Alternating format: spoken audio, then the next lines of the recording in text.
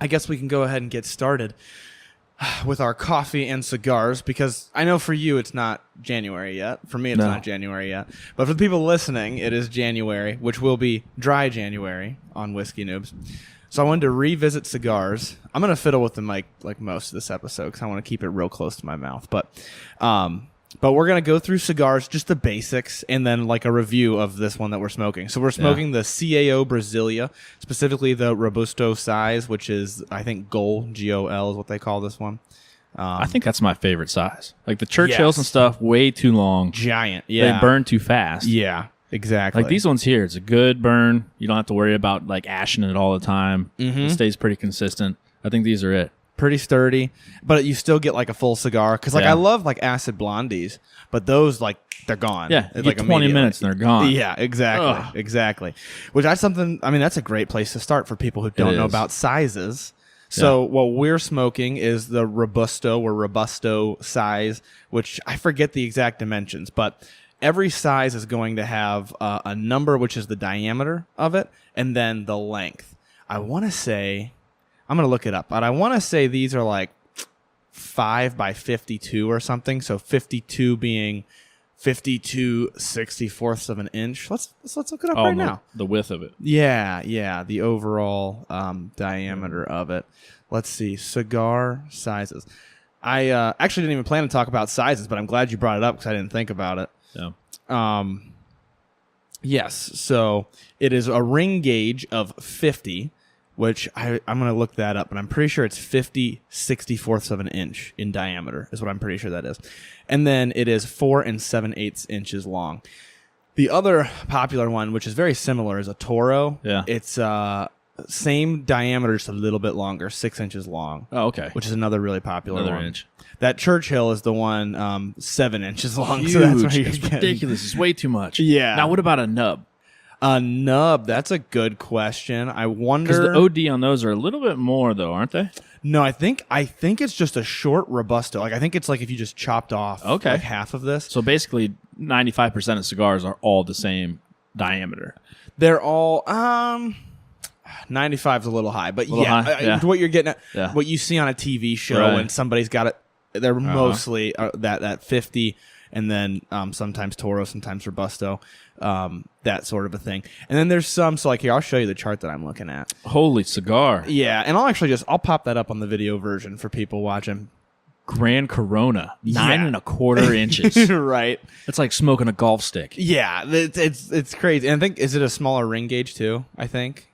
Is that the 40? Oh, the 47. 47, okay, and a Robusto's 50. So it's a little bit skinnier, a little bit. But twice the length, basically. Basically twice the length. So it's basically this long. Insane. Yeah, wild. That's insane. Yeah. So there's a bunch of different sizes of cigars. I don't, in my experience, they don't have a huge impact on the actual smoking experience. I know that they do. I know that it changes the ratio of the wrapper to the filler. Yeah. So there's 3 parts of a cigar here. I should probably, for people not watching the video, we actually have cigars in front of us, and we're in my garage now. So if the audio is a little wonky, it's because we're in the garage. But, that's what it is, because I wanted to smoke these on the podcast. Mm-hmm. But there are 3 parts to a cigar. So there's the wrapper, which is the outside part. There's the binder, which is like holds it together, keeps that shape. The wrapper's just like the finishing touch. Just thick, coarse leaf. Yeah, the binder's like actually holding the shape, and then the filler is like the tobacco going through it in the middle part. So, different diameters of cigars are going to give you different experiences for that reason, like a surface area to volume type thing. But like you were mentioning, like so many cigars are Robusto or Toro size or real close to it. A lot of what you're going to smoke in daily life is going to be that. Have you ever seen them make cigars? Yeah, like they a video pump of them out. Dude, they're going insane. fast. Their ability. And they're packed tight. Yeah. Like their ability to like crank those out blows my mind. Yes, I am at least 21 years of age. I was trying to find the definition of the ring gauge. Maybe it's going to come up. Maybe it's not. I'll find it while we're talking here. But let's get them started. That way we can talk about them as I'm looking that up. So what we're smoking today, like I mentioned, CAO Brazilia. And I wanted to there's some of this is going to be very, very new for people who really don't know how to smoke cigars. I know a lot of the people who listen to the podcast know at least a little bit about smoking cigars. So I'll just kind of fly through that stuff. And we'll get to actually reviewing the cigar and talking about just the difference between cigars and whiskey, kind of the difference in experience, you know. Mm-hmm. So the really high level stuff, I've already cut mine, but for those who haven't seen it done before, really high level, but you want to cut it on the end that's not already cut. So people have confused this before. But we've seen this before. You and I have both seen this first-hand before. experience. Yeah, you want to cut it on the end that's sealed. So the top of it, the cap is going to be sealed. The bottom is going to be open, or sometimes it's not open, but just 99% of the time it's open. You're going to cut the top part closest to where the band is. So the band points up to the top, and you're just going to cut a little bit off of there. There's a piece of leaf on top of there called a cap, and you're just trying to break that open so that you can pull smoke through it.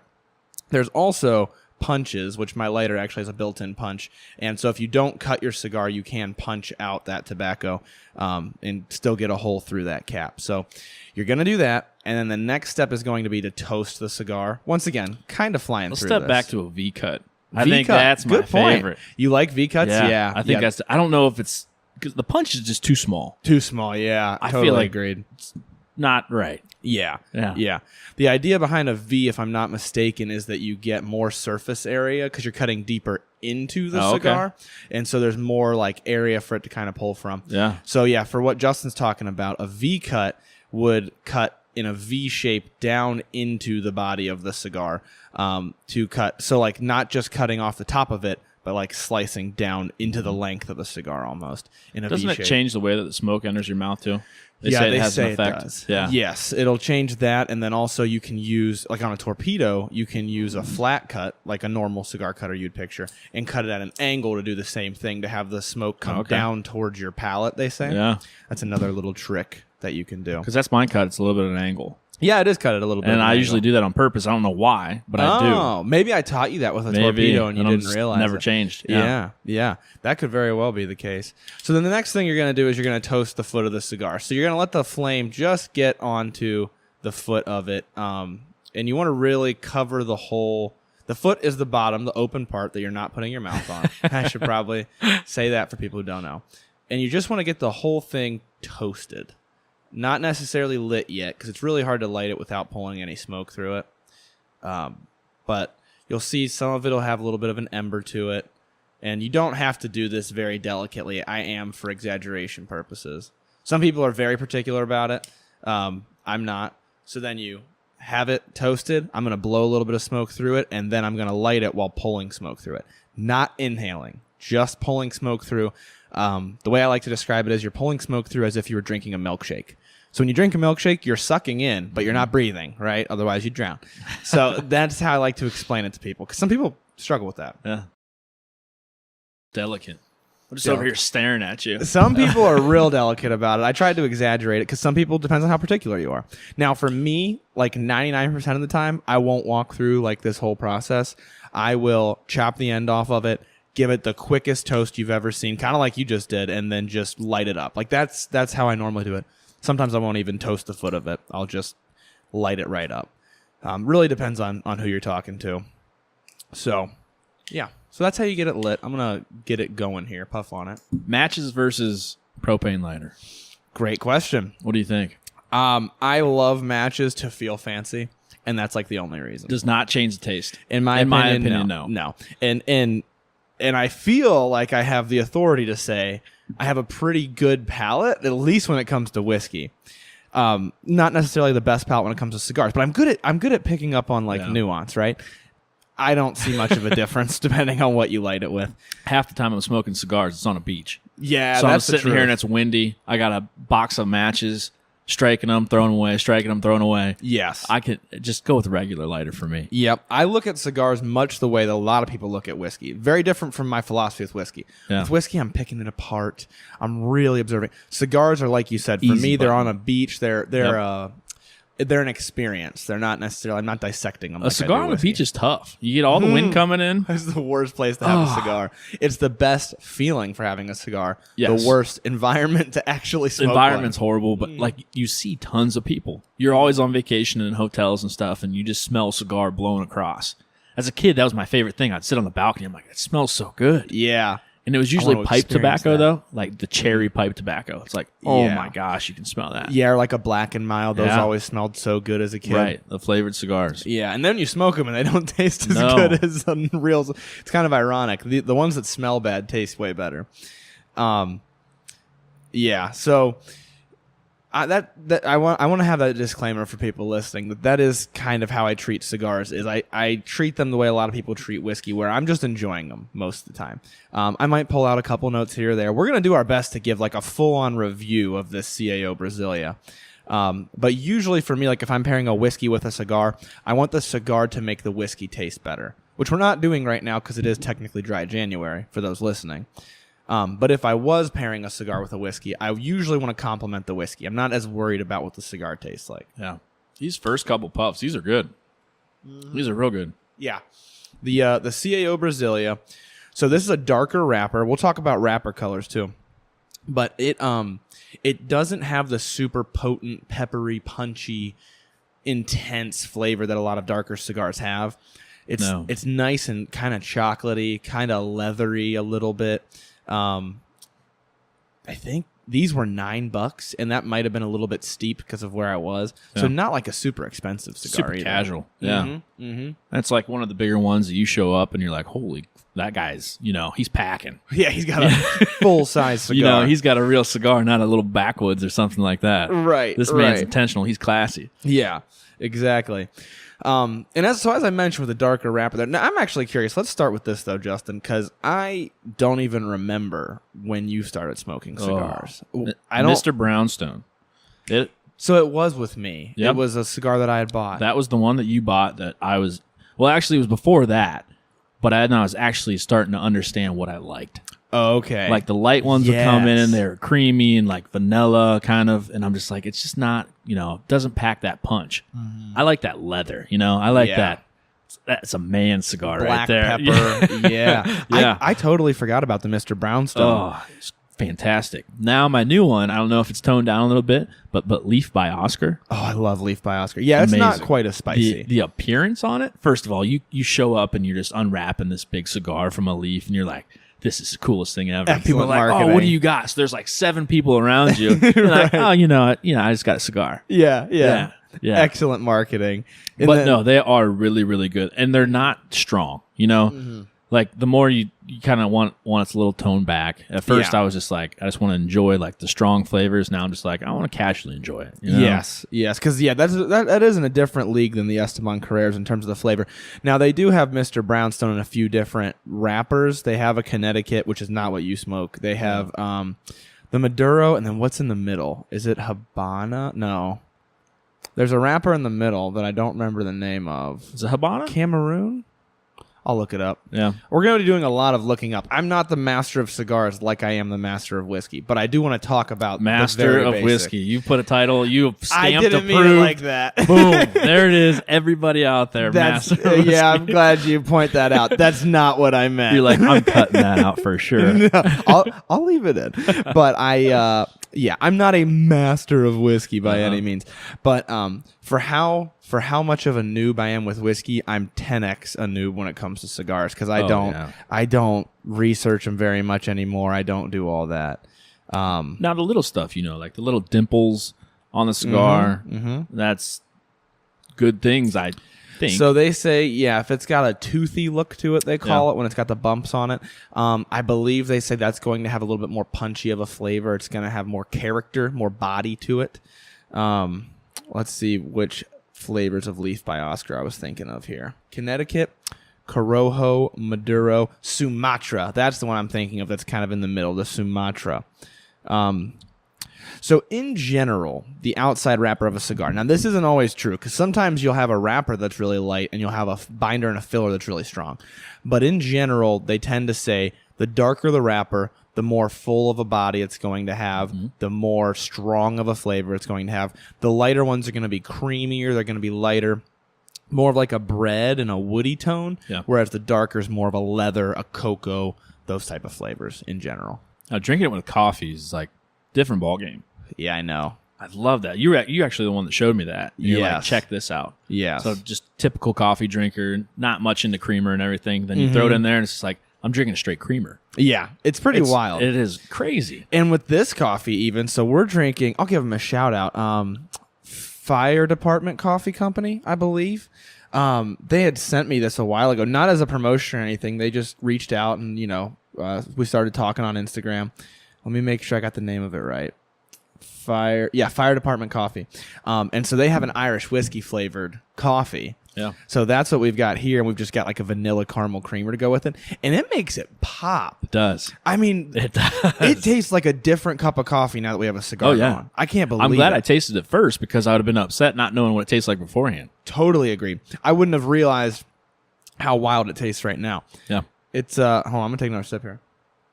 So it's coffee and like cream soda. It's just mostly like cream things. It depends. So cream soda is what they say that the original Cuban cigars were made to taste like. It was meant to have that's just what I heard. I don't know if it's true or not. Wikipedia. It's all true. Everything on Wikipedia. Everything on the internet, generally speaking, it has to be true. Yeah. And so it depends on what kind of a pairing you're looking for. Because like whiskey's not creamy. And depending on the cigar, totally different types of whiskey might work better or worse with the cigar. So it really depends. I've done tastings of like 5 whiskeys with a cigar, and it's all over the board as to what tastes good with it. It's not like, oh, the full body high proof ones all taste good with the cigar.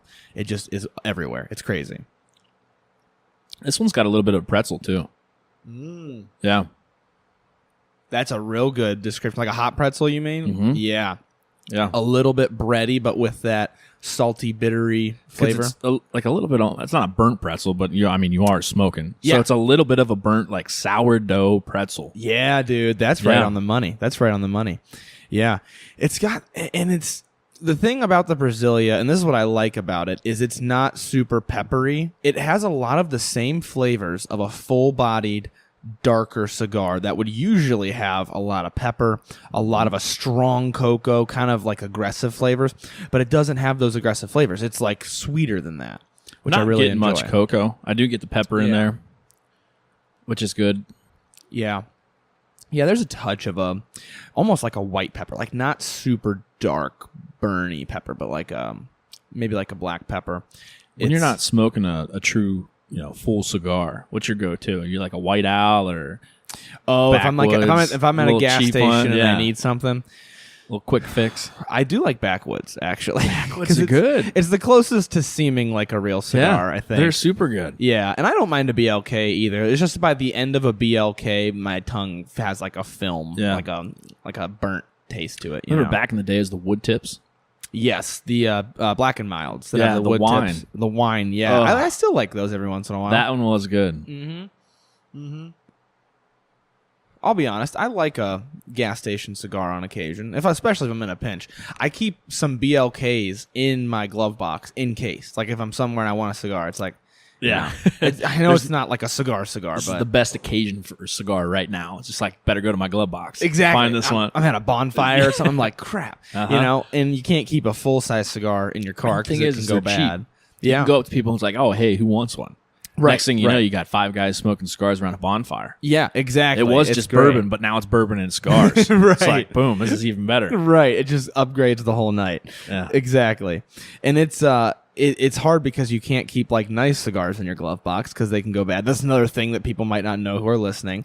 You need to keep your cigars at a nice humidity. They need to be kept. And if you keep them in like a plastic bag, like a Ziploc, it'll last a while, but not like a couple of weeks, but not like months. It's like sawdust then. When you're smoking it, it'll it's like horrible. You breathe the outer wrapper starts coming apart. Yeah, because I'm guilty of it. I've had one. I'm just like, I'm saving this cigar. Someone got me as a gift. I'm gonna hold on to this thing for a little bit. Yeah. Next thing you know, it's all dried out, and I'm like, I just ruined a cigar, but I held on to it for 3 months. Right. We've all done it. I've done the same Yeah. thing. I've gone and I've cut the top off of it, and the wrapper just unspirals on you, and you're like, "Ooh, this thing is dry." Speaking of bourbon, Maker's Mark has a is it flavored cigar? Yeah, they do. They work with somebody to make infused cigars where they like infuse them with the whiskey. I'm not sure how they even do that. Those are super good. Yeah, I haven't had one of those. Yeah, you see the branding of like the wax mark on top of it, and you're like, it's a Maker's Mark one. It looks cool. It comes in what they call tubos, which is like when the cigar is in its own tube. Nice thing about those is those can last a pretty long time. I'm assuming they're still permeable, so like they still let some of the humidity out. Yeah, but I think they'll last longer. So yeah, you have to have your cigar in a humidor. Don't put them in the fridge. People think that you can put them in the fridge. Fridges will actually dry them out faster. Yep. Because your fridge has a compressor in it to pull humidity out so that stuff doesn't mold. It doesn't get moldy. Exactly. So that's another common myth about cigars. What else when you're first getting into cigars? Surprise! Like I'm trying to think of just usual stuff when you're first getting into it. Like when I was first getting into it, people were like, "Oh, how's it burn?" And I was like, "What are you talking about?" And like, as if it burns together, or if it stays together, the ash, the longer it is, like the better it is, supposedly. And if it's canoeing and all this stuff. Yep. So I always like to see how long I can keep the initial ash on it. Yes, that's another great point. And that is a very strong sign. Because, with flavor, it's very subjective. It depends on what you like. So you might smoke a really expensive one and you hate the flavor of it. But the ash and the construction of the cigar is a very good indicator of quality. Mm-hmm. So like you said, does the ash stay together as you smoke it and it just holds onto the cigar all the way up the cigar? That's really solid construction if that's the case. Does it all burn evenly like you would expect? So for those who are newer to cigars, a lot of times they won't burn evenly all the way up. You'll have the bottom that's not burning at all, and the top is burning super far. And when it gets far enough, you say it looks like it's canoeing, because it looks like a canoe almost. The top is burnt and the bottom is solid. You don't want that at all. And if it happens, which it looks like it might have been starting on yours, I saw you looking at it, you can just correct it a little bit with a lighter. You can just touch it and get that part going a little bit again. But you can let them go for a little while and see if they self-correct or not. Mine will self-correct. Yeah. That's not bad. And sometimes just by how you're holding it in your hand, like if there's a breeze, it might blow on one Burn pot. the one side faster. Exactly. Yeah. So if you keep spinning it, it'll help it correct a little bit. Now, I got to know, I've seen usually like typically older men, they have a cigar and they, bring it out and they lick the entire thing. Yeah. And the first time I seen it, I was like, this guy is highly addicted to like tobacco just in general, or this man's crazy. But he licks the whole thing and then he lights it. Yeah. It's all like slobbery up. I'm like, this is a dog and bone act right here. Yeah. But is it help with the burn, or is it a myth? Or? I think it's a myth. If I remember correctly, I was talking to Adam from Dreamer Cigars. I don't remember if it was even on a podcast or if we were just talking. And I think he said that they would say if you licked it beforehand, it would help with the humidity of it or something like that. I'll Google that myth too. Because it's weird. It's weird. But here's what I will say. Don't do this with somebody else's cutter. But if it's your cutter that you're cutting the cigar with, you can wet the cap of it, just the cap, not because there are people who like lick up and down it, but just the cap part of it. If you get a little bit of saliva on it, it can soften it so it cuts nicer and it doesn't like sawdust. Okay. So that will help, but do not do that at a lounge. Don't do it with somebody else's cutter. But if it's your own cutter... So the lounge at the desk of the cigar lounge. Yes. Just spit right into that thing. Don't do that. No. Yeah. You will. You could be thrown out, especially post-COVID. I think pre-COVID, it was one of those things people would see and be like, ugh. But now it's like, hey, get out of here. Yeah. Yeah, but I'll look up what that myth is as well. And I still owe you guys an answer on ring gauge. I'll look up both of those at the same time. I'm assuming it's just like finger ring. Like the size of your finger. Yeah, but I forget what the number exactly stands for. The 47? Like, yeah. Not, right. Not 47 centimeters. I got to look that up. What is cigar ring gauge? Let's look that up. It is expressed as a single number without the fraction. Oh, yeah, it is 64ths. I was right. Okay. So this is a 50, which means it is 50 64ths of an inch. So it's just under an inch in diameter. And then let's look it up. Why do people lick cigars? Let's see why people lick cigars. Definitely on the cap. Okay. So some people will lick the full cigar because they think similarly it's going to keep the wrapper from splitting while you're smoking it, getting any holes worked into it, or sometimes just from the heat they'll split. Oh, okay. Yeah.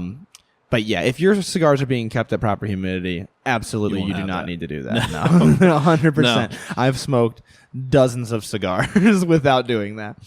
So that's a myth. Another thing that's not necessarily a myth, but it's overdone. It's kind of like calling whiskey just nothing but smooth. You know, smooth is overused. It's a solid word. It means important information about the whiskey. Yeah. But everybody uses it. Similarly, smelling the cigar. So, you know, before you have lit it, if you're at like a cigar shop and you're pulling it up and Sure. you're smelling it, you can get a very vague idea of what it might taste like. Yeah. But don't do that. You know, like don't pull cigars out at a shop and sniff them and put Everybody's them back. smelling 10 cigars before they pick one. Yeah, it's rude. And look up reviews before you go into the cigar shop of your favorite person, whoever you think is honest in their reviews. Look some up and decide before you go in as to what type of cigar you're going to get. If you're a beginner cigar smoker and you walk into a lounge, there's shelves. There is just shelves and shelves of cigars. Like, what do you recommend going for? That's a tough question. So my best recommendation would be ask whoever's working there, say, hey, I need help picking out a cigar that's going to be like my palate. What do you recommend? Hopefully, if you're at like a nice cigar shop, they're going to ask you follow-up questions. So they're going to be like, what type of coffee do you like? Do you like whiskey? Do you like sweeter, bolder? Do you like spicy food? Do you like weak food, mellow food? Hopefully they're asking those follow-up questions. Yeah. If they're not, then I'll give some rules of thumb anyways. But if they are, I would trust their judgment even better than mine because they know it's in their humidor. You know, they'll know every square inch of it. If you don't have guidance like that, maybe you're at like a cheap tobacco or something, and the person running it doesn't know the first thing about cigars. Generally speaking, if you like bold, spicy, black coffee, those types of flavors, pepper, black pepper, go more towards the darker stuff, and that will be more interesting to you. If you are the opposite, if you like mellow things, maybe you don't like spicy food too much, or maybe you like spicy food but you don't like bitter coffee, you don't like a lot of you like a lot of cream in your coffee, those sorts of things, go towards the lighter cigars. Something that looks like what they call a Connecticut wrapper. It's real light and tan looking. It's not brown looking like what we're smoking. I think those are go-to, though. I think it's a very beginner cigar. It is. And when you smoke it, and if you don't think it's horrible, you're going to move up. You know, you're going to go a little bit darker and darker and darker until you get to where you like it. You know? I think that's a good place to start, at least. Just Agreed. Buy light and then continue to grow a little bit. Definitely. And I think in like at least 75% of cases, if you're brand new to cigars and you buy one of those, that's your best bet. Like you're going to enjoy that way more than you're going to enjoy something dark. Yep. I'd say in about 25% of the cases, it won't be exciting enough to the person. And so then they'll be like, this just tastes like ash. This doesn't taste like anything else. Yeah. Kind of like, you know, some bourbons I've recommended you and you've been like, these just taste like alcohol because they didn't have enough punch. No punch or complexity to it, I'd say, even. Exactly. Yeah. So it totally depends on the person, but you're totally right. About 75% of the time, go lighter, especially if you're brand new. And if you try the lighter one and you're like, ugh, this just tastes like smoke, I'm not getting any flavor from it, then try a darker one. The CAO Brazilia that we're smoking here is a good one. Oliva Serie V, excellent cigar. It's a little bit darker. It's got more body and more flavor to it. I wouldn't say not to spend $20, on your first cigar, because you're just getting into it. That $20 is going to go fast. Right. Each and every time you do it. $10 on your first one, fine. Yeah. And then slowly continue to grow. Don't go out there and buy a $50 cigar and expect it to be amazing. Great point. Very much like I say for whiskey. Yeah, start small. If you've got $25 in your pocket and you want to buy a cigar and you've never smoked one before, instead buy 2 or 3. Very different ones. Go get your Leaf by Oscar and get the Corojo, get the Maduro, and get the Connecticut, and you can try 3 very different flavors and get an idea of what. That was the first time I smoked a cigar, and I was like, I get it. Like, it makes sense to me now. What I did was I got a Oliva I think it's just called the Oliva Connecticut. I don't think it's got a letter assigned to it. And then I got a Camacho. No, other way around, I think. I think I got an Oliva, maybe it was a Series V, it was something dark, and then I got a Camacho Connecticut. And I smoked them back to back. We were at a lounge playing cards all day. It was a good time, and so I was like, I'm going to smoke both of these. So I smoked the Camacho, lighter, creamier, and then when I smoked the Oliva, I was like, I get it now. Like this tastes totally different. Up until that point, all cigars kind of tasted the same to me. They all tasted like rolled up newspaper being burned. I couldn't tell. Well, you had a book, didn't you?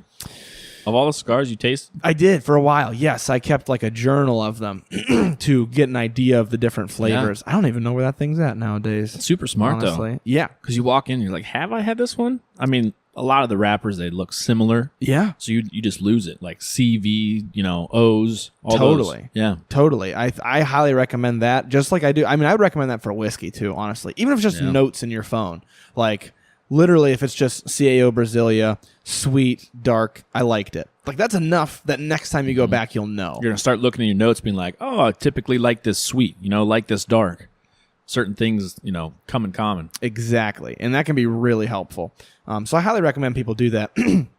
I have something just like that for whiskey on the Patreon page. I actually share with my patrons where I write down every whiskey we have on the show. I put like 2 to 4 of the biggest flavor notes, and then I put what I think it's worth. And so it's kind of like, this whiskey tastes generally speaking like this, and I think it's worth this much money.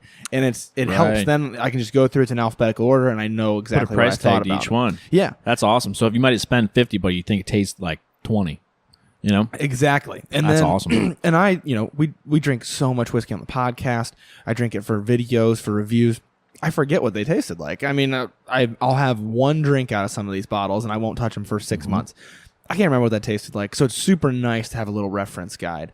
And then to remember, like you said, do I think it was a good value or not? Yeah. That's super helpful. I'm still upset about the diploma cigar.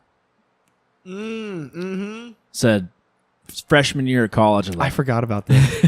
When I graduate college, first thing I'm doing is I'm going to the cigar shop. I'm buying this diploma cigar. And I'm going to smoke it and celebrate because I got my degree. Yeah. So me and Chris go, and we walk in there, and they're like, oh, sorry, yeah, that's discontinued. I am still upset. Yeah, I'm looking it up right now and make sure it's still it's still discontinued. Yeah.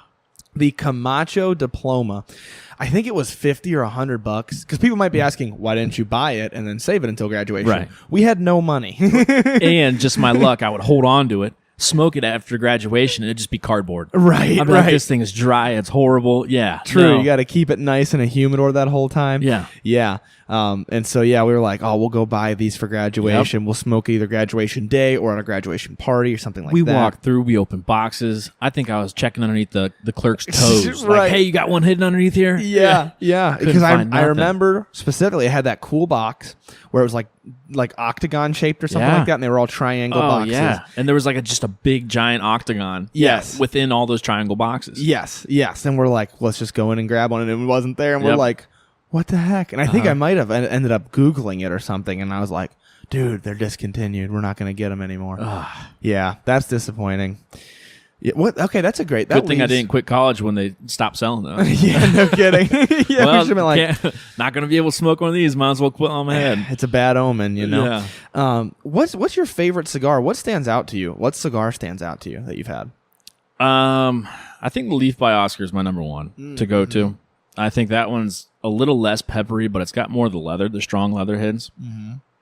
And then when I want to go to the more pepper side, it's that Mr. Brownstone cigar. Yes. So I think Esteban Carreras makes that. Those are probably my top two right there. Okay. And then I don't really know, I don't really keep track of. Yeah, me neither. Yeah, at this point. Your Olivas that you've had before, I think I've smoked a couple of those with you. Those were good. Yep. And then you just, you grab a cigar and you just kind of look at it, quick glance. You don't really, exactly. check on it. That's how I treat most cigars, honestly. Like most of the time when people come up to me and they're like, hey, I like this, this, and this, what whiskey do you recommend? I'll have a recommendation for you. Cigars, I'm not that way at all. Cigars, I'm like, I had this great one the other day. It was called, like, that's all I know. Yep. Like that's green wrapper, it had some yellow in there, looked Brazilian, you know? Right, exactly. And maybe I'll remember the brand name. That's how I treat cigars a lot of the time. I know for sure I love the CAO Brazilia. The acids are good. Acids are good. Yes.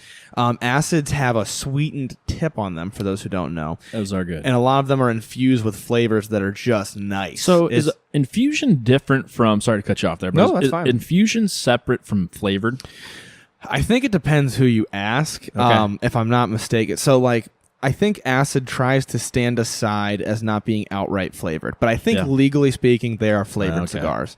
But I think, people use the word infused to not only sound fancier, but I think also indicate that it's not quite the same. So a great example, take an acid blondie, let's say, okay? Very clearly has something done to it that it doesn't just taste like tobacco. But if you get I've had CAO actually has a flavors lineup. So it's called CAO flavors, and they have one that's like Irish cream flavored. That is a cigar that tastes like Irish cream. So it's like it is flavored. Whereas Acid Blondie, it's like, oh yeah, this is more perfumey. This kind of smells more like pipe tobacco, but I don't know. Like it doesn't just taste like a thing. Yep. So that's what's a little bit different about those. And that's kind of why I don't like flavored as much, because the flavor tries too hard to taste like that flavor. And then these are just, a little more natural, a little more, you can pull different flavors from it, what you want to think of it. Someone's not going to tell you this is going to taste exactly like leather, exactly like pretzels, exactly like pepper. Exactly. Yep. It's very much like flavored whiskey, where it's like whiskey might taste like caramel, it might taste like cinnamon. But if you get Fireball, it tastes like cinnamon. Yeah, like that's all. You get Crown Apple. This is supposed to be apple. This is supposed to be peach. Yes, exactly. It's very much the same way. Whereas acid cigars almost are more in the line of being like a heavily finished whiskey. So like a whiskey that was Glenlivet Caribbean Reserve. I don't remember if you tried that one or not, but it's a rum finish. It's very fruity, but it's not flavored. It doesn't have anything in it to make it specifically flavored. Angel's Envy is a finished one, but it's not quite as strong of a finish. That sort of a thing. That's kind of where I put acid in terms of cigars. It's like a step in the middle. That's what I like. Yeah, those for sure. Those are good if I want to go to a flavored cigar. For sure. I definitely prefer non-flavored, but if the infusions, it's like a hybrid. Yeah. And I love an acid cigar, especially like golfing or like somewhere that I don't want to pay attention much at all to the cigar. Like I just want to have the general cigar taste. I love an acid cigar. If it's like this, we're having a conversation, we're playing cards, or I'm at a bonfire, I typically like a real unflavored cigar because I have the time to pay attention to it. Sure. But like, just like golfing or something like on the beach, acid cigars, man. They're awesome. Burn away. Yeah, they're fantastic. Speaking of time, as it gets down a little bit more, you like it better or worse? It really depends. So they say like the flavor changes as you smoke it more. For sure, yeah. And I think it's just a little more, harsh, I would say. I don't want to say harsh, but it's just a little stronger. Yes, definitely bolder. For me, the first few puffs of a cigar, and this is probably for anybody, the first few puffs are the best. It's like straight caramel and chocolate, and it's just delicious. Yeah, I think the caramels go away, and then you get into the more of the chocolates. Yes. The sweeter hints go away, and you get more of the deeper, darker taste. Yeah, like the hot pretzel is getting more burnt. As we're smoking it, and saltier too. It's got more of those flavors to it. So it really depends. I can't say I like one more than the other. Like I said, the first couple puffs are the best. But I do like that it becomes more enticing as you smoke it, because you're also, two things are happening, right? The cigar is changing a little bit, and also your palate's getting more and more used to the cigar. Yeah. So when they do, like cigars that do start to ramp up the flavors a little bit can actually be solid because your palate starts to get used to it, but you don't get bored because then you go back to it and you're like, oh, this is tasting even more so like pretzel or whatever. I've always thought about that, but I never knew if it was true. Like you get so used to tasting that one thing and then it just disappears. Oh, yeah. Like if you have something way too sweet and then you take a swig of coffee, the coffee's like super bitter. Super bitter, Yeah. Similar idea, yeah. And I think I don't want to say, I think the best cigars, in my opinion, this is more opinionated, as they burn, they do change, and they keep you they keep you excited. They keep you what's the word? Intrigued, basically. Yeah. But they don't change just for the worse. It's kind of like a whiskey, how some whiskeys will have like a really interesting finish. Some will have a really dramatic finish, but the finish is disgusting. Like it really dramatically turns to bitter saltiness. It's like, oh, it tasted good. Now it's horrible. Yeah, exactly. Yeah. Exactly. Yeah. It's like the really dark cigars remind me of Lafroig whiskey or your Scotch. Mm-hmm. It's Scotch, right? Yeah. It depends on the type of dark cigar. Because some could be like a really triple oaked type of bourbon, not necessarily a triple oak, but you know what I mean.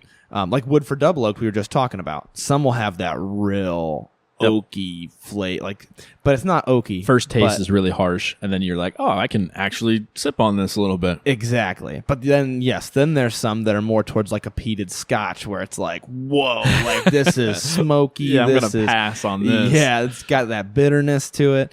I still enjoy that sometimes, but yeah. Ooh. Now, I don't know if this is another myth, but I was told that the more quality of the cigar, like you won't taste as much like the next day or that afternoon in your mouth.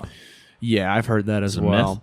I don't think so. I guess it could be a myth. I've heard the same thing, and I've always just agreed with it, I guess blindly. But all cigars universally are going to leave a taste. But I know for certain I've had cheap ones that leave a significantly worse taste in your mouth. For the next 2 days. Yes. It's like it just tastes stale and bitter. Yeah. Whereas I've had some high quality ones where the next day I'm like, that kind of tastes like it tasted while I was smoking it. Like it kind of still tastes good. So it really depends. But it depends on the person, It could also depend on what you eat and drink after you have it. True. Now going back to this cigar, is this made in Brazil? No, I forget where this... maybe the tobacco is Brazilian. Actually, I'm glad you mentioned that because I wanted to look that up, and I also want to look up the flavor notes that they say, but not before you and I give ours, as we would with whiskey. But I will bring up kind of the stats of it, if you will. Yes, I'm 21 and over. Okay.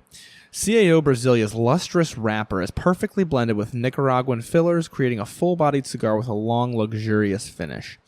Okay, so yes, the wrapper is Brazilian tobacco. Yeah. The filler's Nicaraguan.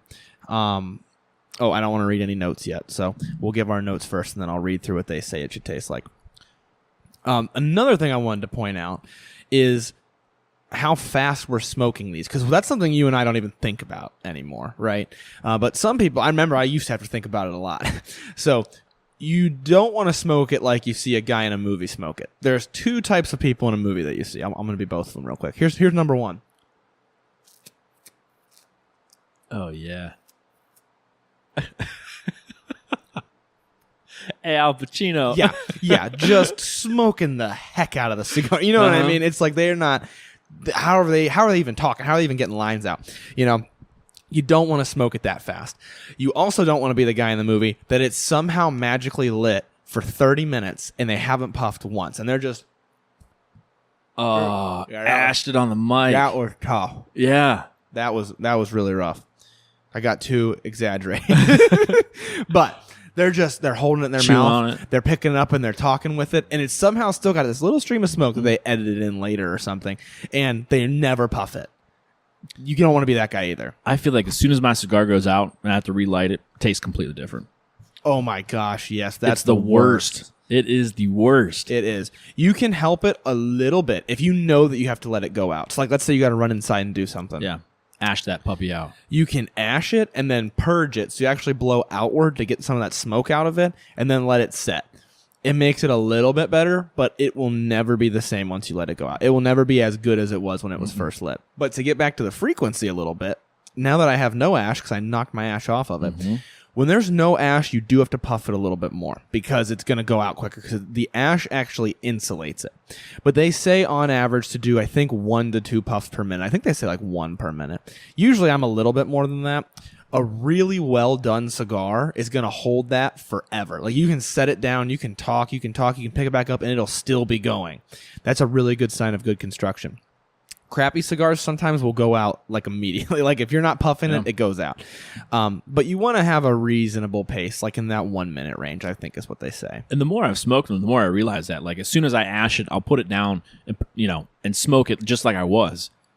And then it's not insulated. It doesn't have that protector on it, and then it'll go out. And it's just like, oh, I gotta, as soon as I ash it, I have to smoke it a couple more times, get a little cap on it, just to keep that heat in there. 99% of the time when I let a cigar go out, it's exactly that. It's that the ash came off of it, and I didn't think about it, and I kept smoking it the way I was before, and it just goes right out. Yeah. The other thing, so there's two things that'll happen if you're smoking it too fast. So if you're smoking it too slow, it's going to be really obvious. The cigar's going to go out. If you're smoking it too fast, two things are going to happen. It's going to start to taste way too burnt, because you're burning it really hot. You're getting even if you can't see it, if it's buried under the ash, you're getting what's called the cherry, the part that's actually burning, really hot because you're constantly puffing on it. The other thing that's going to happen is if there's not a lot of ash on it, if your ash keeps falling off, maybe you're smoking it too fast. And if your ash keeps falling off and your cigar forms a cone, now mine has a cone because I knocked the freaking ash off of it. But if the ash is falling off and you've got a cone shape on the end of it, a lot of times it's because you're burning it too hot. I'm smoking mine a little fast, but I haven't had a cigar in a while. Yeah. So I'm just like, oh, this tastes so good. Yeah, and when you're conversational, I smoke way too fast when I'm talking a lot of the times. Oh, I got a giant cloud. Let that just linger around until that cloud's gone. Then it's like, I might as well smoke it one more time. Right, exactly. Like I said, like that's how I treat cigars a lot of times. It's for conversation. It's for playing cards or sitting at a bonfire or something like that. I'm glad I almost grabbed a nicer table for us to do this on, and I'm glad I grabbed my crappy one because I should have known that I was going to ash everywhere. I recently had it fall off in the hot tub, and I had to quickly scoop it out, and I was like, that's another spot. Yeah. A cigar in a hot tub. Good call, yeah. You have a drink beside you. Yes. That's a top 3, I would say. Yeah, we got what? Beach, I think, is 3 because it is, and ideally, it's the perfect one. Yep. But when you actually do it, it's the worst one. So I'm calling it 3rd. Beach is 3. And then I would go between cards or balcony. Just kind of a scenery. Ooh, that's tough. And then I think hot tub's number 1. Okay. I think for me, let me think about this. I forgot about balcony. Problem with balcony is very similar to the beach. Lots of wind on a balcony. Patio balcony. We'll put them in the same class. Yeah. I think I'm going to go balcony is going to be 4th. Ooh. 3rd is beach. 2nd is hot tub. For me, number 1 is playing cards. I love playing cards and having a cigar. Really? Love it. Or I'll group in that gambling, like slot machines or something. Dude, I love it. It's Can you smoke cigars in casinos? Depends on the casino. Okay. For a while, Mountaineer in West Virginia, you could. I think now it's just a smoking section. It used to be the whole casino. I think now it's just a smoking section. But that, but it doesn't have to be gambling. Like just playing euchre and smoke. Oh my gosh! For those who aren't from our area, euchre's very regional. Yeah, it's just Midwest. Midwest and not north at all. No, yeah. I think some parts of Michigan they do play it. I think absolutely. Yeah. But it's real local. So euchre is a card game. It's not gambling. It's just for fun, like you'd play War or Uno. Once you get the hang of it, it's like any card game. It's easy to learn and to know. It's exactly. Once you get the hang of it. Oh my gosh! The first time I learned it was like trying to read Chinese. I was like, this is impossible. It is truly one of those games where you just have to learn by playing it. Like there's no other way. You have to have somebody explain it to you and say, okay, try it. Because you're not going to learn. Euchre is it's a cornhole. Yeah. It's like people are competitive. They're like, I'm the best euchre player. Best. It's a partnership game. Yes. This is my partner over here. You guys can't beat us. We're unstoppable. And people get blood. Serious. Yeah. Serious. I remember playing euchre once. So I've always been a casual euchre player. I'm like, this is for fun. It's not the end of the world. I remember one time you were my partner. We were playing with Matt, Oh, and I out looked for at blood. you. He plays for blood. Our buddy Matt. I looked at you and I like smiled or something, like just giggled because I think we were drinking a little bit. And he was like, table talk, because you're not allowed to talk to your partner. And he was like, table talk. And I was like, not table. I was like, I'm literally giggling at him because we're drinking. Like, that's not. You know he's mad because we're winning probably at that point. Oh, yeah, dude. So some people play for blood. That's a little tangent about euchre. If you haven't learned it, highly recommend it. It's a lot of fun. It's so much fun. Yeah. And euchre TikTok is fun, too. There's like a side of TikTok where theyll talk about euchre sometimes. And it's get hilarious. on that side. Yeah. Look it up. I mean, there's a lot of funny jokes. That's a holiday game, too. Yeah. Around the holidays, it comes back around. Everybody's like, let's play euchre. I was just talking to Maggie. I'm like, we haven't played euchre in so long. We need to play. Yep. It's so much fun. But yeah, that is probably my ideal cigar is glass of whiskey, cigar, playing euchre. That's like A1 right there. And here I am. I let it go out. Almost. It's barely going. You ashed it on yourself and then you let it go out. Mm-hmm. Rookie mistake. This poor cigar is being abused.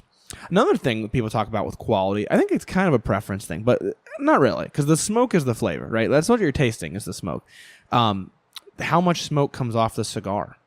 This one's been good. This one's been really good. Yeah, and that can also be a sign of how well kept the cigar is. Uh-huh. But yeah, construction and how well kept it is. You want a good volume of smoke coming off the cigar.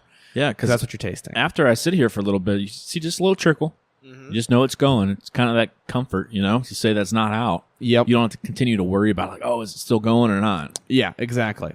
So now we went through the different types, how to light it, how to cut it, how to start smoking it.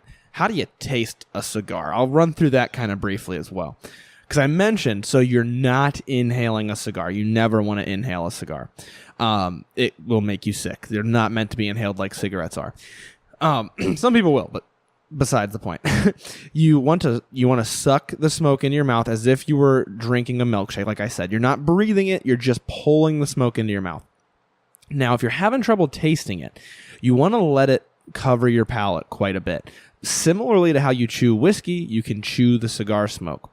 And once you get good at that, this is really tough to explain. To get a ton of flavor, you do what's known as a retrohale, and you let just a little bit of the smoke come out of your nose instead of your mouth. Not a lot of it, because some people, especially when you're new to it, this will burn your nose.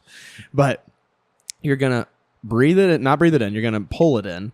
You're going to chew it a little bit, and you're going to let just a little bit of it leak out of your nose. And to get used to it, you might have to start by pushing it out of your nose. But then when you get good at it, you can just kind of open that nasal cavity and let it go through. And so what that's going to do is allow you to taste the flavors, basically. You're tasting them by smelling them. And I'll demonstrate that here as best as I can. I got to get this thing going again, though. So if you're watching the video, you might have seen I had some smoke come out of my nose. I was chewing it, so it's just kind of falling out of my mouth, but also coming out of my nose. And that helps you get a ton of flavor. Another thing I just did, since my cigar went out, or almost went out, if your cigar is just on the edge of life, you can pull back and forth. You can pull in, push out, pull in, push out, pull in, push out the air, and that'll help get it going again. It'll get that ember in there hot again. Sometimes when I'm smoking a cigar, I just forget how to actually taste it, Yeah. No. Or I think just do it naturally. I don't even think about it. Yeah, forget to taste it. Yeah. I do the same thing with whiskey. Sometimes I mindlessly drink it if I'm talking. And I'm like, I'm not even enjoying this. I need to set this down, Right. Same thing. Problem with a cigar is you can't just set it down. You need to make a plan or just be done with it for the night. But yeah, very important that you make sure you're paying attention to it if that's your goal, I guess. Mm-hmm. You know what I mean? And then so also a good point, you just took the band off. I will right now, because if I don't, I'm going to forget. When do you take the band off a cigar? The band's not doing anything, so you can take it off whenever you want. I like to leave it on until the ash starts to get close to the band, and then you take the band off. I like the way it looks, right after you take it off. Mm-hmm. It's like there's just big, elegant cigar. It had the wrapper, the label, everything. It's all dressed up, and now it's just a naked. Yeah. Now just looks like a different cigar. Look. Yeah, just an old hand-fashioned one. How many cigars do you think comes from one tobacco plant? Great I bet you question. Not a lot. I bet it's not a lot because you got to chop the fines up pretty good. Well, they also shrivel up a lot when they dry it out too. Yeah. That's a good. We should guess, and then I'll Google it.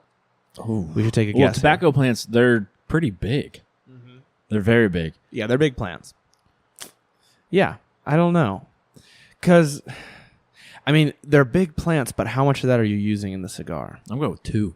2 cigars per tobacco plant? Yeah. Let me think about this. I could be way under, way over. And I'm talking what we're smoking now, this size. I don't think it would really matter too much, though. Probably not. I guess it would because you're, Just a little bit. 9 inches versus 6 or whatever. I'm going to say 4. 4? I'll double it. I'll say 4. Let's look it up though. And I'm pretty sure, I'm not pretty sure, I'm almost 99% sure. You have to have, so like it wouldn't be like one plant becomes the whole cigar because they're cured differently. Your wrapper, your filler, your binder are kind of, they have slightly different things going on with them. But how many cigars? Right, you're definitely good. Can you use the wrapper as a filler? I don't know. I think that might have been done before. I don't remember though. I don't remember. Let's see. How many leaves go into making one cigar? Oh my goodness, yes. I accept the cookies and I am of legal age to smoke cigars. All the pop-ups. The question of how many leaves one cigar really contains cannot be answered easily. Generally speaking, the answer isn't as straightforward as you might think. Of course, it's obvious, blah, blah, blah. All in all, it can be assumed that a medium format cigar uses an amount of tobacco that corresponds to 3 to 4 entire leaves. So now we need to look up how many leaves per plant. How many? So you said one cigar to 3 to 4. Yes. Okay. Per tobacco plant. There might be 4. I think you might be closer to 4. How many leaves? Oh, okay. Wait. One tobacco plant. Okay, no. It was 20 to 30, I think, cigarettes, not cigars. Okay. 20 to 30 leaves. So that's still kind of a lot, though. So let's say 20 and 4 be 5 cigars per plant. Okay. I was way low. Yeah, I was too. I mean, I was even low because that's the lowest end. So then you'd have 30 leaves. If you used 3, it'd be 10 cigars. Yeah. That's surprising. Wow. I bet the plants like down in South America are huge, though. Maybe. They might be the same size, but you like drive real past. Full. Yeah, you drive past and you're thinking 10 cigars from one of those plants. And there's hundreds of plants in the one field. I think I almost let it go out. Hold on, I got to do CPR. I think probably a lot of the tobacco in the U.S. is cigarette or chew, though. 'Cause I think a lot of cigars come from South America. So you figure how many cigarettes per plant? Good question. Let's see. I think it's said on that last post. I actually have to read it. 1 to 2 packs of cigarettes. What is it? Oh, okay. 20 per pack or 24? So you're like, there's 20. 20, so you're 40 cigarettes. 40 cigarettes per one plant. Yeah. I think it's like $7, maybe more than that. Yeah. Just call it even $10 for a pack of cigarettes. Yeah. 20 bucks a plant. And they got thousands in the fields out there. Wow. Yeah, that's wild. Think the amount of people that are highly addicted to cigarettes. Yeah. It's wild. That's a great thing to point out. Good point. Let me do some CPR real quick and then I'll talk about cigarettes versus cigars and chew and all that. Man, you are really struggling. Yeah, I keep letting it go out. That's the problem. I'm doing too much talking. No, that's a good point though. Cigars versus cigarettes, because they get grouped together a lot, and they're not the same at all. So a normal, like a what they call a premium cigar, like what we're smoking here, not necessarily a BLK, not a Black and Mild, but like this. They are not only a different type of tobacco than cigarettes, because cigarettes use a different curing process than cigars use. I forget. I think they're sun cured or something like that. Not only that, but also you're inhaling cigarettes and you're not inhaling cigars. You can still pick up things through your saliva. I'm not trying to say cigars are healthy by any means, but it's very different from cigarettes, and they get lumped in, unfortunately, with cigarettes quite a bit. So it's important to note that they kind of stand aside. I feel like cigars are wine to alcohol. Like it's not wine's not horrible for you. Like they always say, like a couple glasses of wine, is not bad, and then one cigar, I feel like within a span of like 3 months, isn't horrible at all. Yeah, and you could go even further and say it's kind of like doing a professional wine tasting where you swish around your mouth and spit it out versus drinking like vodka. Yeah. You know what I mean? Because a cigar, you're swishing around your mouth and spitting it out. You're blowing the smoke out of your mouth. You're still getting some nicotine. You're still getting some of that smoke. There's no doubt about it. It's probably not great for you. But I've heard that what is it? I think it was an FDA study. Do your own research. I'm pulling this out of thin air. I'm not even looking up to see if it's true. At one point, what's his name? Tim from Cigars Daily, a long time ago, had talked about this article that came out that said 1 to 2 cigars a day increased your likelihood of cancer by like 2% or something like that. And that's a lot of cigars. Like that's 1 to 2 a day. Of cigars. Yeah. So it had a very low impact. And that is something I heard a long time ago. Do your own research. But most certainly they are not necessarily good for you. And most certainly they're nowhere near as bad for you as cigarettes. No. So kind of both at the same time, you know. This thing wants to go out so bad. You gave me the wrong one. This thing's flaming away. Well, I punched it into my microphone. I don't think it helped anything. I can get it rolling for a minute, and then it slows down again. I would love to have 3 cigars just in front of me with like someone that really knows what they're talking about. Oh, yeah. Like, by no means, I'm not an expert. Like, I taste the one, I can taste like maybe 2 things from it. Right. But they're probably like, this one here versus this one here. This one doesn't have any of that tobacco. Right. Which you will not be able to taste that versus this. Right. I would love that. That would be a lot of fun. Yeah, much like we've done with whiskey. Kind of the same idea where you really walk through it. You get whiskey tasting, wine tasting, cigar, tasting, smoking. Yeah. That would be interesting. There was a really cool thing, and I don't mean to keep shouting him out, but my buddy Adam at Dreamer Cigars, he does a lot of really cool stuff, and I'm shouting him out because he's my friend. Like we have no affiliation right now, but he did this really cool thing where he sold a case of, I think it was 5 Fumas. So Fumas are like kind of like a cigarillo. They're like a really little cigar. They were all made with one type of leaf, and so it was this little cigar, kind of like a cigar, the size of like a cigarette or whatever, made with one type of leaf. And then there were 5 different ones. And so what you could do is you could smoke them and taste the differences. And then you could combine them into one cigar to try to see what the flavor came out to. So like, I'm pretty sure if I remember correctly, it was like I smoked Fuma A. I want that to be my wrapper. I want B to be my filler. Wow. Yeah. And it was so like you could blend it. I think that's how they did it. I could be wrong. Where was this at? It was online. So like he sent out these like subscription type looking boxes. It wasn't a subscription, but and then you could do it, and then you could order your cigar that you blended up. Build your own cigar. Yeah. That's interesting. I've never heard of that. Mm-hmm. What I do want to do on a future episode would be like one cigar and like 5 whiskeys, like 5 super different whiskeys, and see which one comes out on top. You think a cigar would impact the way your whiskey tastes? 100%. Yeah. Better or worse? It totally depends. And it's so unpredictable. I've had some where it makes the whiskey taste way better. I've had some where it makes it just taste like rubbing alcohol. Ooh. Yeah. I feel like it would be better because your mouth is not used to this flavor, and then it's not used to, whiskey or anything like that all the time. So it's a more subtle intro to that whiskey. Yeah.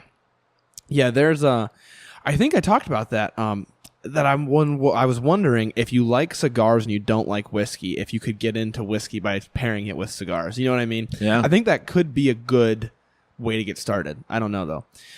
Now, what we should do before I let this freaking thing go out again is smoke it a little bit, and let's give a review of it. Let's talk about what it tastes like, our thoughts on it. Luckily, I've had this enough times that I can just kind of do it off the dome. Yeah. But let's do that. It's got a good smoke. Like, it smokes good. Mm-hmm. I guess smoke volume, I should say. Yeah. Like, I've ashed one in the ashtray and one outside the ashtray. Yeah. But that's really the only I've ashed this whole entire time. Yeah. And it's kept a good heat the entire time. Good construction, for sure. It's not ups and down by any means when it comes to just heat, smoke, volumes itself. Yeah. And yours, which you didn't knock the ash off by accident in the beginning, it corrected itself. You never had to correct it with the lighter. Mine I had to, but it's because I knocked the ash off. That's an important thing. If you haven't learned from me talking about it, if you knock the ash off by accident, like really, like I aggressively knocked the ash off this thing, it can mess up the way it burns, the amount of smoke you get from it. You can correct it, especially if you're paying close attention. But since I haven't been paying close attention because we've been talking, it never really got fully corrected, I would say. I think consistent flavor, though, wasn't really there, which I expected. But the flavor, like it was really good in the beginning, but towards the end, like the good notes and everything were just starting to, vanish a little bit. Yeah, it got a little bit harsher. It did. A little bit more peppery, and then just a little bit more just burnt. Like a little bit more just an ashy The leather, flavor. what I really enjoy when I first lit it, I'm like, oh, the leather there, like I really like that. Yeah. And then the pepper was there and the pretzel was there, kind of all those, combined together. Yeah. And then all of a sudden that leather started to go away and it was just, a little, like no leather at all and mostly just like pepper and pretzel. Yeah. So Pretzel was a really good note for it, though. I think I also, and maybe this because I let mine go out, but when I relit it, I started to get like a Tootsie Roll flavor. It reminds me of a Tootsie Roll. You really got a lot of chocolate. Well, not as much in the beginning. It was very bready, very pretzely. Leather's a good note. And it goes to a dark chocolate. Yeah. Because at first I could not taste it at all. Yeah, like, more of a what are you cocoa. talking about? Right. And like the more you said it, I was like, okay, there it is. There's hints of it there. Yeah. But like, the part of a Tootsie Roll, it doesn't taste like chocolate? You know what I mean? Like the part that tastes like Tootsie Roll. Like, how a Tootsie Roll doesn't taste like you're eating chocolate. Yeah. It tastes like Tootsie Roll flavored like chocolate. It has that flavor. I don't even know how else to describe it. No, I don't know how to describe it. I'm going to try it again, though. A little bit of a wood shop, like walking into a wood shop type flavor, too. Just a touch, though. This isn't an overly woody cigar, I would say.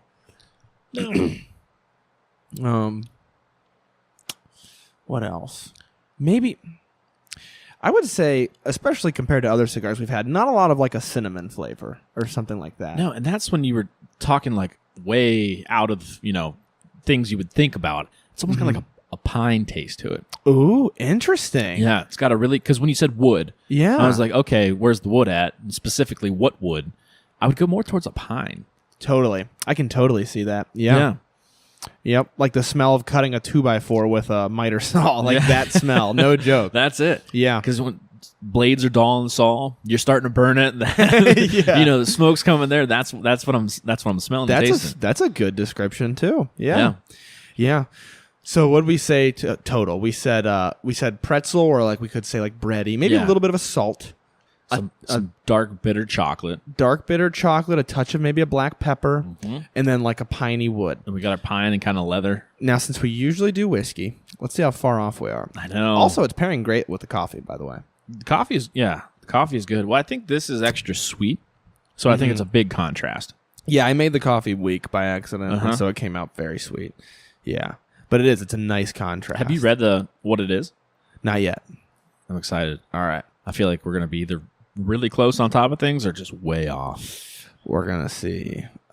Where does it say? Where are you pulling the description from? Their website? Their website, yep. I see that it says cigar profile. Let's see. Tasting notes. They're a little bit vague, but it says toasty, earthy, nutty, floral. I think earthy is pretty good. Earthy's a great example. And I like nutty, but floral. Floral's where I'm like, you have to be a true enthusiast. I'm going to try it again, but to find that. Mm-hmm. It may be like flour, like baking flour. Just kind of the dryness and powderiness of that. Maybe from the smoke, but that's all I got. Yeah, but not like flowers, like not floral. Not floral. I'm talking flour. And like that's what I think with the toasted, because it says toasted, I can see like toast, like toasted bread, like that floury, bready. But like floral, I disagree with, like almost wholeheartedly. I'm gonna try it again though. Earthy, 100%. I can't. I'm even like trying to think of different flowers. I can't think of any flower that has that smell or taste. This is a stretch, but like sunflower, like the oil, the seed. Oh, okay, like okay. Eating a sunflower seed, maybe that, but not a rose or lily. No, exactly. Like that's what I was thinking. I'm like lavender, roses, lily of the valley. Like none of that is smelling like that. It's not very floral to me. Nutty is interesting. I didn't even think about that. I'm gonna try it again. But I can't really put my foot on which nut it would be. Almost like an almond. I was just gonna say, literally the skin of an almond, especially on that first couple puffs when we first lit it. It was more almondy. and it's the raw. Yes, yes, Not roasted. Not like cinnamon sugar. No. No. This is just a raw, earthy almond. Yep. Yeah, that part of it's pretty accurate, I would say. But I disagree with the others. But also, who are we? We're just we're cigar noobs, I guess. Now, I want to do more cigar episodes though. So everybody listening, please let me know your thoughts on this episode because this is fun and. It's kind of a pain to get the whole studio brought out to here, but once we do it, it's fun. Yeah. Now, can you rank it on a scale of 1 to 10? Oh, man. Okay. Yeah. First one I've had in a long time. So that's the problem. I know. So what scale do you rank it on? Let's not take into account price at all. Because and that's what I was wondering. On a scale of like $1 to $30 range, like where's it fall in there? Any price. Any price cigar? Any cigar you've ever had. Okay. Because if we include price, this is high up. If we included price in it, these are very inexpensive. I think you can some places get these around $8, $7. These are great for that price. But if we don't include price at all, just overall how good of a cigar is it? I'm going to take a puff and I'm going to think on it. We should establish a boundary. So 10 is obviously not even the best cigar you've ever had. It's the best cigar you could ever imagine having. So like the scale is tough. Yes, the perfect cigar. 1 is like Swisher Sweets. Like it just tastes like something is burning. I would say up to 5, we're talking like, okay, I should start 0 to 2.5. 0 to 2.5 is like, this is the only thing available for me to smoke right now. So I'm smoking it. 2.5 to 5 is like budget. It tastes decent, but it's not good. I would smoke it. I wouldn't recommend it. 5 to 7.5 is where we're talking. That's the 5 level is like, I would buy this on a budget. The 7.5 level is like a daily. Like I shouldn't even say that. 7.5 is getting into above daily. Okay. I think like 6 is like daily smoker. And then like from 7.5 to 10, you've got like 8 is like, this is a high end cigar. This is what I'm bringing to weddings and stuff like this to be like, this is a really good, enjoyable cigar. Exactly. And then 9 is like, I am gifting it to somebody. I'm saving it for a special occasion. Okay. This is for my wedding. This is for my vacation. I would say like a 9. I don't remember if you got to try it at all, but the Atabey for me, that's like a 9. That was like one of the best cigars I've ever smoked. $100 cigar that... What was the name of that? God. What was the name of that cigar? I still have the, I think they call it a coffin, actually. I don't remember, but the box that it came in. I don't remember the name of it. But yeah, I had that $100 cigar. That was a solid 9.2, 9.3. That was a very good cigar. The Atabey for me was like probably an 8.8. It was real close to a 9. So yeah, so where are we putting this then? I'm saying this is like a 6.8. This is like not a high end, but a very good daily. Very solid daily driver. I was a little bit under that. I'm going to go with the 6.4. Okay. Yeah. We're in the right 6.4, range. 6.3. Okay. Yep. Yeah, because this is like if I was running late to a wedding, I'm snagging it. Grabbing. If I, like, literally, that's why I bought it for this, is because I'm like, well, I'm doing a podcast. I need 2 of them. I know that it's solid. I know that it's good. And I know that it's available everywhere.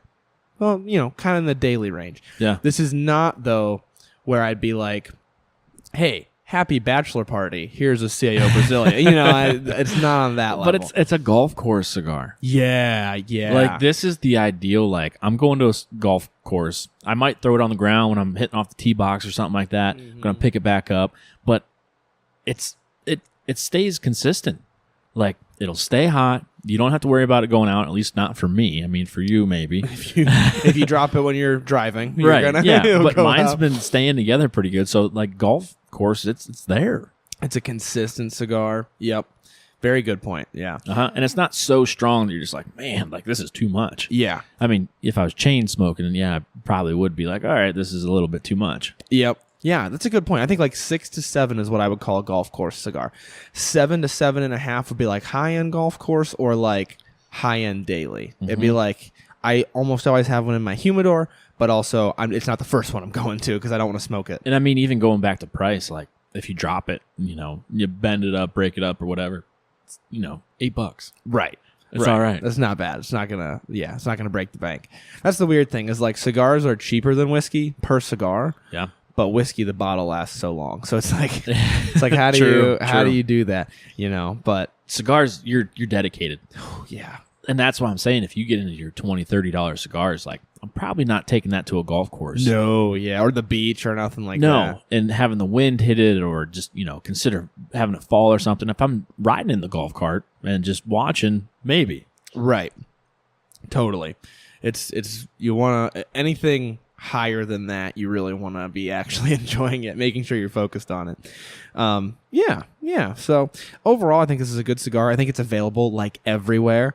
Yeah. Maybe in the next episode, either with this or with something different, we'll do like a pairing, try multiple different whiskeys because it's dry January. So we're not trying any whiskeys. For you guys, it's dry January. We're still, it's not the New Year's yet. And I can conclusively say, if you've got a coffee with a fair amount of cream in it, that's a stellar pairing. That's for any cigar. Coffee goes so well with cigars. It truly does. I haven't met a coffee that hasn't went well with a good point, or a cigar that hasn't went well with a coffee. I should say. Good point. I think I've had one time that I didn't like coffee with a cigar, and I think it was because I did decaf, which already tastes worse, and it was way too strong. And so it was like I didn't have enough creamer in it. It was very bitter already. And then you had the bitterness of the cigar, and then just piled on top of each other. Yeah. It was like, oh. But yeah, 99% of the time, coffee and cigars is solid. Yeah. All right. Any concluding thoughts about this cigar or about, since from your perspective, things that people need to know getting into cigars? Anything? That's a crash course, I think. I think we did a decent job. I think we covered a lot of the bases. Yeah. From lighting to cuts to sizes. Flavored versus not flavored. Versus not flavored. Acid cigars. We covered a lot of the bases. I mean, if it's really good, I don't know if this is toothpick worthy. Yeah. I'm glad you said that. I wanted to talk about that. Down here.